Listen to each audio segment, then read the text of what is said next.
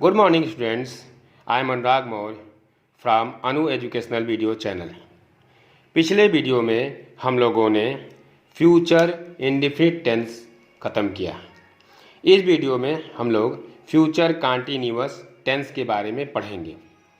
इसकी पहचान होती है ऐसे वाक्यों के अंत में रहा होगा, रही होगी, रहा हूँगा, रहे होंगे, रही होंगी, रहे होगे आदि शब्द आते हैं।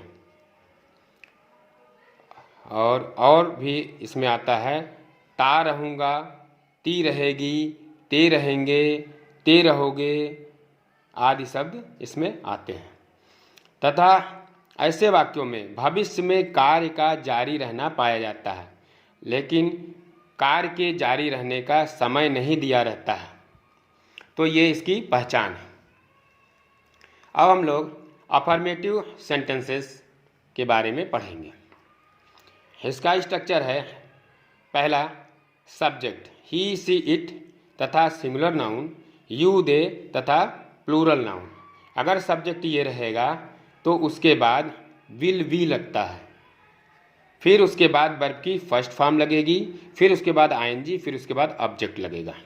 दूसरा स्ट्रक्चर बनेगा, सब्जेक्ट अगर आई भी रहेगा तो उसके बाद शैल भी लगेगा, फिर उसके बाद वर्ब की फर्स्ट फॉर्म, फिर उसके बाद आईएनजी, फिर उसके बाद ऑब्जेक्ट। अब इसको हम लोग एग्जाम्पल से देखेंगे।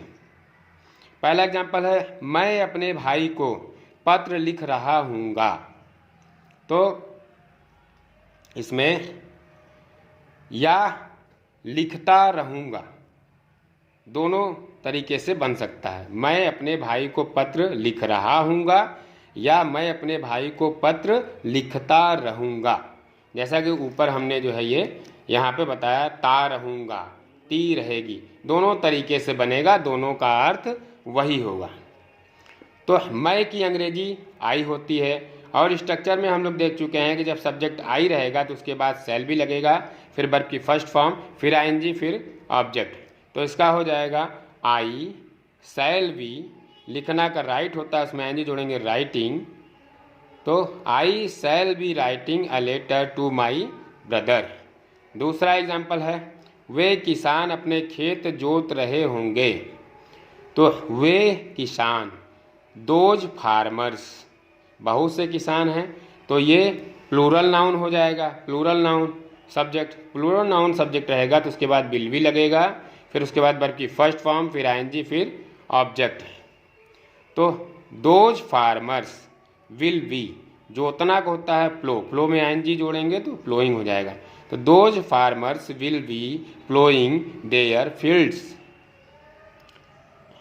दे के साथ अपना के लिए देयर लगता है, इसलिए देयर फील्ड्स हो जाएगा यहाँ पे। हम तुम्हारे घर आ रहे होंगे। तो हम का बी हो जाएगा, और स्ट्रक्चर में हम देखेंगे कि सब्जेक्ट अगर बी है तो उसके बाद शैल भी लगेगा, फिर वर्ब की फर्स्ट फॉर्म लगेगी, फिर आईएनजी लगेगा, फिर ऑब्जेक्ट लगेगा। तो बी शैल बी, आना का कम होता है, इसमें आईएनजी जोड़ेंगे तो कमिंग हो जाएगा। तो be shall be coming to your house. इसको हम लोग ऐसे भी लिख सकते हैं, हम तुम्हारे घर आते रहेंगे। जैसे कि ऊपर हमने बताया था, ते रहेंगे, ते रहेंगे, तो ऐसे भी इसको लिख सकते हैं। नेक्स्ट हम लोग दूसरा एग्जाम्पल देखते हैं, बढ़ई मेज बना रहा होगा या बनाता रहेगा। बढ़ई मेज बनाता रहेगा या बढ़ई मेज बना रहा होगा।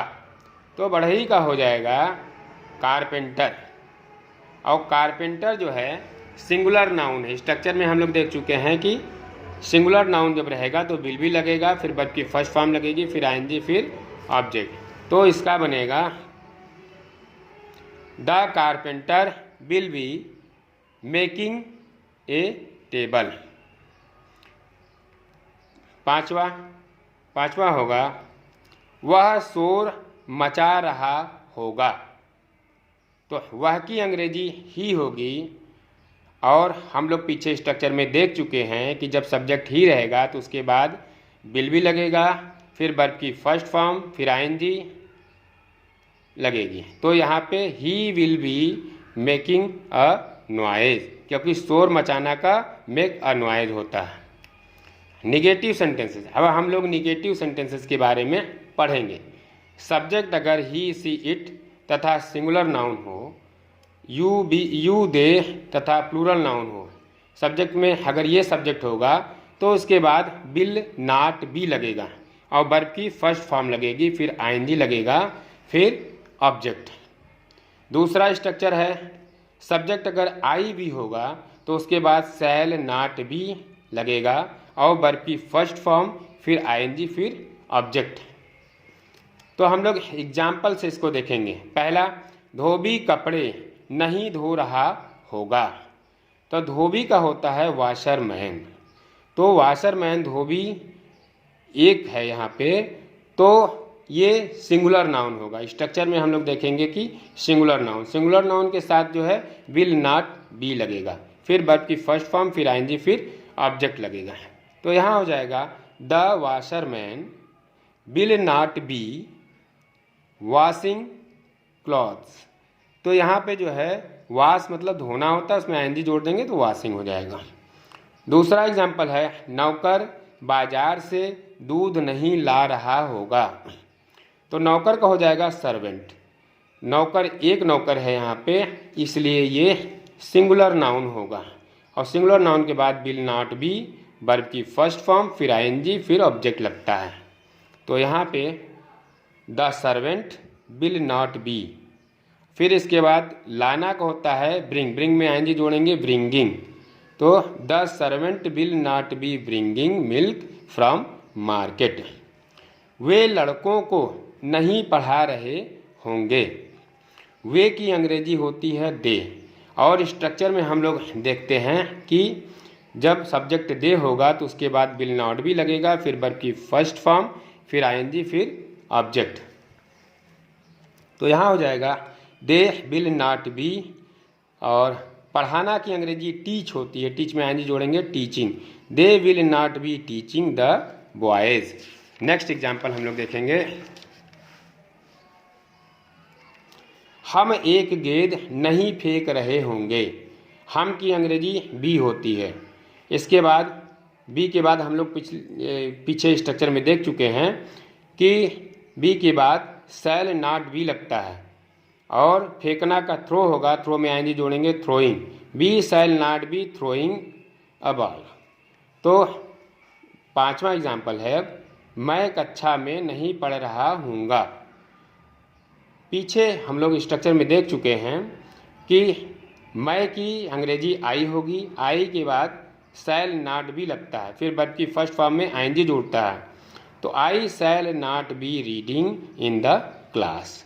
तो बच्चों आज यहीं तक, इसके बाद हम लोग नेक्स्ट वीडियो में देखेंगे। और अगर आपको मेरा ये वीडियो पसंद आता है तो आप इसे लाइक और सब्सक्राइब कर दें तथा घंटी का बटन दबाएं, जिससे कोई भी वीडियो हम आगे अपलोड करें तो उसका नोटिफिकेशन आपको पहुंच जाए। धन्यवाद।